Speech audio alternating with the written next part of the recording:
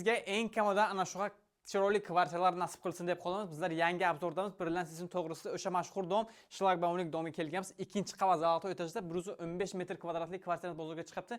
Narxini esa 138 ming deblar. Yana sizlar uchun arzon qilib savdo qilib beramiz. Ko'rib turgan joyingiz esa mehmonxona, ko'rishingiz mumkin. Mexika mebellar o'rnatilgan, chiroyli kartina, uyimiz to'liqligicha neoklassikadan remont qilingan, chiroyli gilamlar tashlangan va televizordan kattagina smart TV uyimizni bezab turibdi. Va mana bu yerda derazani tashqi tomonga qarayapti, chiroyli pardalar ilingan.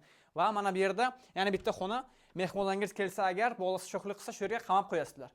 Bu uyimizni kadastr rasmiyatlarida umuman muammo yo'q, ikkinchi qavatda joylashgan. Va mana bu yerda esa tashqi eshikdan kirishda kattagina garderob ancha-muncha narsa qiladi va bu yerda surma zona ishga kelishi ketishi bemalol o'zingiz qarasangiz bo'ladi. Va mana bu yerda esa kattagina yana bitta hol qismi ko'rishingiz mumkin. Bu yerda ham TV zona, chiroyli gilamlar tashlangan va mana bu yerda uголок sizlar uchun bonusga qo'yib beriladi. Va mana bu yerda uyimizning yana bir oshxona qismi ko'rishingiz mumkin. Ha, mebel texnikalari bor va mana bu yerda balkon qismi, bu yer ham deraza tashqi tomonga qaraydi, parovochi ishlab turibdi va bu yerda dux konturni joylashgan. Uyimizni to'liqligicha issiq suv bilan ta'minlaydi. Keyingi xonaga o'tamiz. Keyingi xonamiz esa kattalar yotoqxonasi. Marhamat, ko'rishingiz mumkin. Juda ham chiroyli noodatiy rangda dizayn tayinlangan. Bu yerda duxspanli mebel, garderob mushkovchalar, chiroyli pardalar hamda surma zona. Eng qizig'i o'z ichida saunzal ham mavjud. Marhamat, ko'rishingiz mumkin.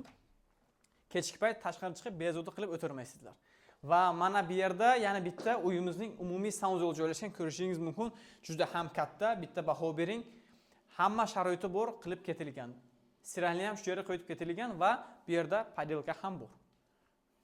Va mana bu yerda uyimizning bolalar yotoqxonasi ko'rishingiz mumkin. Ikkita mexika mebel, bu yerda esa parovochi ishlab turibdi, chiroyli pardalar hamda garderob mushkovchalar mavjud.